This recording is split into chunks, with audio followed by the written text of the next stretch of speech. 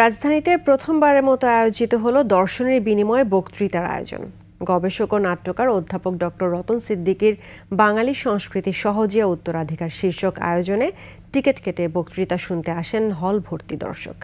বাঙালির আদি সহজিয়া ধর্ম, সংস্কৃতি ও গৌরবের ইতিহাস চর্চার মাধ্যমে বঙ্গবন্ধুর স্বপ্নের বাংলাদেশ প্রতিষ্ঠা করা যাবে বলে মত দেন ডক্টর রতন সিদ্দিকী। শিউলি শবনমের প্রতিবেদন। থিয়েটার বিষয়ক সাময়িকী মঞ্চকথার উদ্যোগে শিল্পকলা একাডেমিতে লেকচার ওয়ার্কশপ নামে ভিন্নধর্মী এ আয়োজন। বাংলায় আর্যদের আগমন থেকে সাম্প্রতিক বাংলাদেশের অবস্থান সহ বাঙালির গৌরব গাথা তুলে ধরা হয় পুরো আয়োজন জুড়ে। কিভাবে আমরা শ্রেষ্ঠ ছিলাম আর আজকের অবক্ষয়িতভাবে কিভাবে আমরা নষ্ট হয়েছি। বাঙালি যেভাবে বিশ্বের শ্রেষ্ঠতম জাতিগুলোর একটি, সেই তথ্য দিয়ে অধ্যাপক রতন সিদ্দিকী তার বক্তব্য শুরু করেন। বলেন, বাঙালির ইতিহাস যারা লিখেছেন তারা কেউই এই অঞ্চলের ছিলেন না, ফলে ইতিহাসকে নানাভাবে বিকৃত করা হয়েছে। আমরা এতকাল ইতিহাস পড়েছি, আমাদের ইতিহাসের কিছু পুনর্ভাস দরকার। বলেন, আর্যরা এদেশে আসার আগে থেকেই এই অঞ্চলের মানুষ সভ্য ছিল, তাদের ধর্ম ও সংস্কৃতি ভাবনা উন্নত ছিল। বিভিন্ন সময় এদেশে বিদেশি শাসক গোষ্ঠী এসে এদেশের সম্পদ লুট থেকে শুরু করে হিন্দু মুসলিম বিভক্তি, ধর্মভিত্তিক দ্বন্দ্ব তৈরি, বর্ণবাদ সহ বাঙালি সংস্কৃতিকে নানাভাবে ধ্বংস করেছে। বাঙালির ইতিহাসের সবচেয়ে ক্ষতিকর মানুষটি হচ্ছেন বল্লাল সেন। বাঙালির জীবনকে তছনছ করে দিয়েছেন, বাঙালি সংস্কৃতিকে ধ্বংস করে দিয়েছেন তিনি। এই বল্লাল সেন হিন্দু সনাতন ধর্মকে বিভক্ত করলেন। আগে ছিল 4টা ভাগ, এবার তিনি 36টা ভাগ করলেন।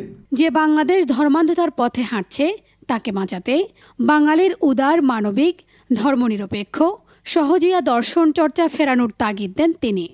ওই যে আমার ঐতিহ্য বৃক্ষ, ওই যে আমার ঐতিহ্য জল, আকাশ, মানুষের মাধ্যমে ভগবান, ঈশ্বর, খোদাকে খুঁজে পাওয়া, সেই মানুষের পুজো করা, সেই মানুষের আরাধনা করা, সেই মানুষের কল্যাণ করা, সেই প্রকৃতির কল্যাণ করার সহজিয়া যে দর্শন, তাকে ফিরিয়ে এনে আবার বাংলাদেশকে বঙ্গবন্ধুর বাংলাদেশে ফিরিয়ে নেওয়া সম্ভব। এই আয়োজনের মাধ্যমে বাঙালির মানবতাবাদী গৌরবময় ইতিহাসের সাক্ষী হলেন দর্শকরা।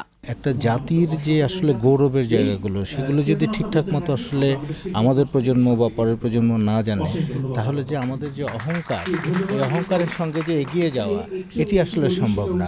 উনি সম্ভবত সেই উত্তরাধিকারকে আমাদের সামনে তুলে ধরার চেষ্টা করেছেন। সবকিছুই সহজ করে বাঙালি নিজের মতো করে গ্রহণ করেছে এবং তার চর্চা করেছে।